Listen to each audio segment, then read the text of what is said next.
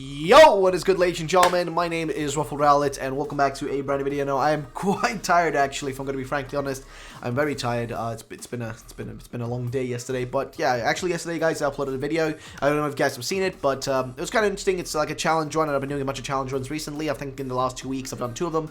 They're quite fun to make. They do take a long time, though, so if you haven't seen it, please do. It's kind of doing pretty poorly right now, but I still want to make some of those high quality videos, because the thing is, rumor videos, they're so easy to make. Like, I just sit here and I read what you know, this information for you guys, so I can kind of make it whenever, like, you know, the time is available. I can make a rumor video, but with those other videos, it takes a long time, a lot of effort, and a lot more, like, you know, there's a lot more time and effort like spent on it. So if you guys haven't seen it, please do, if you do enjoy that sort of stuff. But yeah, either way, welcome to a brand new video, guys. Today we've got 2 new rumors to take a look at. That's what we're going to do in this video and see what they have to offer to us. So yeah, I guess let's just get right into it, shall we? Starting off with this first rumor here. So it's a 4chan rumor as per usual, so keep that in mind. Also, if you see these 4chan ads, just ignore them. They're weird. It's 4chan. What can you do? But let's read what the actual rumor has to say, though. So Pokemon Sword and Shield story leak related leaks.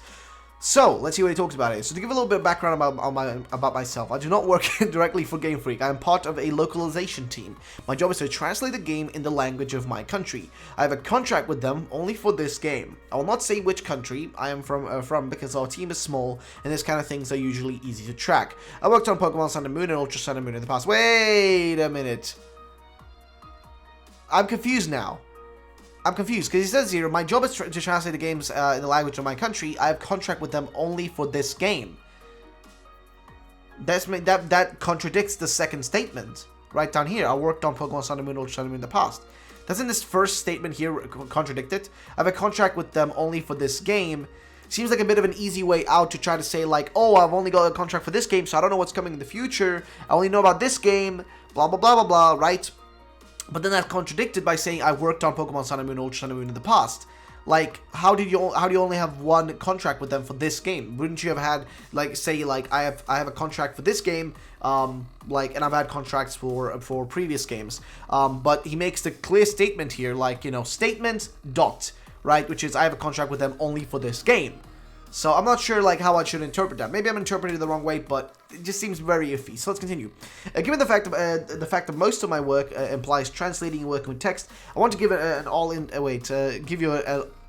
in-depth look at some of the elements of the story that you're already aware of, and some new information. It is up to you if you believe me or not. Okay, so the rivals. First is Hop. He feels very little like a rival and more like a companion. Imagine him like Ash's companions in the anime. You travel a lot together, especially in the first part of the game. Have quite a few fights in which you team up. He is mostly a chill and friendly guy, and when he finds out that his brother is a fraud champion, he becomes really angry at Chairman Rose. So to be fair, like, this is just restating kind of like speculations and theories that all of us have had. This ain't really anything new. Now, Leon does not realize for a big portion of the game that he wins. His wins are staged, which I do hope that's the case, because I don't like that dude. He looks very, I don't know. I don't like his look. I really do hope he's a fraud, so we can just, like, push him down. BD is an entitled brat who remains a jerk to you until the postgame. He thinks of himself, and again, like the statement he makes here, she's a bit, let's continue. He thinks of himself as better than everyone else, and is, and I remember from the text, every time you beat him, he will come up with some sort of excuse to which he lost. To why he lost, rather. To which he lost, rather. I guess that's the right term. He's Oleana's son, which we've heard a million times before, which I don't think is the case, but who the hell knows? But, you know, I've heard that statement before, and that's, like, again, like, nothing here so far. None of this is new. This is a repetition of shit we already know, so, I don't know. But either way, so Oleana's son is Marnie, most interesting out of the 3. She's the next Queen of Galar. Again, we've literally heard this exact same shit before. She sets up on a journey to become stronger. Her mother does not allow her, so she ran from home. Team Yell are hired by her mother to protect her. Oleana needs her to break the seal that is keeping Eternatus locked up. Only a person of royal blood can open it. Which is fair enough. There are 3 teams that you will battle along your journey. One is Team Yell, which is pretty much Team Skull from Sun and Moon. Again, repetitive info. They will betray the Queen in the late game. So again, you know, information we seem to have, I mean, not that last part, like, betraying the Queen, we haven't heard shit about that. But everything else here so far, okay, everything else we've heard is a repetition of previous shit. So let's see if there's anything, like, new here. So here's something new. The Green Gods, they're not really a bad team, but you'll battle them a few times across the games. They work directly for the royal family, do not necessarily, don't have necessarily a name, but when you battle them, the text says Green Guard. They look like knights with armor and everything. Finally, we have Team Spy. Really? They are really bad guys and work for Oleana. They have a spy theme. The majority of them have infiltrated in various places across Galar. They have a mechanic similar to the Yiga clan in Breath of the Wild. You will see random NPCs in some ruins and cities. When you talk to them, they reveal themselves and battle you. What I found interesting is that the main villain of the game is the Pokemon itself. It is Eternatus, who's literally controlling Oleana into freeing himself. I know we had Necrozma in Ocean and Moon, but this time the Pokemon is downright evil. He wants to destroy humanity for imprisoning him more than 1,000 years ago. He will sometimes speak to you directly through the people he controls. He has a little personal grudge against you because you are the descendant of the one who sealed him. That would actually be really cool if it's true. Now, let's see, who sealed him? Galar is a region in which Pokemon battles are viewed like a national sport. They make a very big fuss around it, more than any other games. The Pokemon League is different this time. There is no Elite Four, which we've heard again. That's where I think we know that. You will fight through a bracket system. The first time you challenge the league, the people you face are always the same. It goes in the order: Sonia, Marnie, Victoria, who's the queen in disguise, and Leon. Hop faces Leon and loses. They brought back the defend your title mechanic from Sun and Moon. In post-game, you can battle the league again. This time, all your opponents are random. It can be anyone from gym leaders to rivals to characters to meet on your journey. I'm sorry, I'm really tired. Yikes. So characters you meet on your journey, or even familiar faces from previous games who came to challenge the Galar League. Now, there is an interesting character you will meet a few times along the journey, Merlin. Really? That's a very generic name, but fair enough. Let's see, even though the text is never clear, he's supposed to be the ancestor that sealed Eternatus away. He'll help you save either Zacian or Zamazenta before you take on the League. He gives you a special stone that lets you Gigantamax either one of the legendary wolves for the Battle of Eternatus. So, with Eternatus, rather. Eternatus is a mechanic that lets only Dynamax or Gigantamax Pokemons hit him. Only for the fight with you. You can battle Merlin in post-game, after which he disappears. I leaked this because this will be my last job for Nintendo. That's the instantly freaking messed up statement. I mean, it's not even from Nintendo. I mean, technically speaking, it is, because I guess they would be doing the localization part because they're the publishers, right? So, no, I think I mistook that. I will soon move to another country. As a special bonus, I can say that my colleagues already signed a contract for Diamond and Pearl remakes. The translation for those games should begin early spring 2020. It seems like Game Freak is really committed to one game per year strategy. They showed recently, for what I heard, Let's Go Johto is already in planning. How would you know that? How would you know that as somebody who just works translation? You wouldn't know that far ahead of time, I think, about Let's Go Johto. Let's see. So yeah, I don't know. Seems a little bit strange. But yeah, that was the first one here. That was the first rumor. So I don't know what you guys think about this one, but it's repetitive information, right? It's like repetitive stuff we've heard before. But the stuff that is actually new here is interesting, though. I do like the evil spy team. I think that would be really cool. Like the MI6, like doing some messed up shit, you know, like creating chaos, but you know, underneath the shadows where people don't see them, like, you know, this kind of weird team, and you run into them and you're like, hey, you dirty bastards, what are you doing in this, you know, place or whatever? And you have to, like, interact with them and, like, you know, just kind of, like, ruin their, or, like, foil their plans.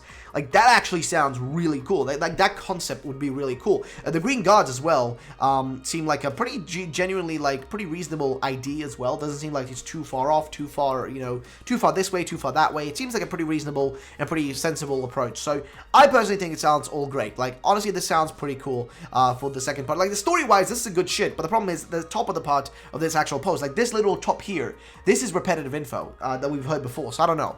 But that was the first rumor, though. Let's jump to the next one here. So this one is a little bit different, though. So brand new Pokemon coming to Pokemon Go. So Pokemon Go will be releasing exclusive new Pokemon after the release of Sword and Shield. These Pokemon will be sprinkled throughout the regions in the anime and obtainable in Sword and Shield 2, which I'm not sure if that's going to happen. Now, completing a research task has Professor Willow make you choose from a new Go exclusive Grass, Fire, or Water Pokemon as a reward. New legendary quadruple based on the points of a compass. North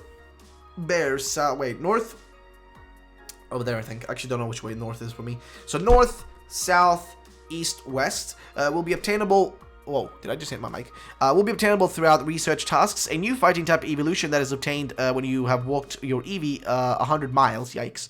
It's called Champion. Champion, really? Really? Go forms for older generation Pokemon. Go forms are described as Pokemon capable of form change during migration. Example, if you catch a Kingler, but take a trip to another country or continent, it will change form within Pokemon Go while you are in that country/continent, and then change back when you return to your home country. Specific new Go decks coming for all these special Pokemon. So I'm gonna be honest, right? So this is more of a Pokemon Go type of thing, but this could actually be true. And the reason I think this could be true is one particular reason, right?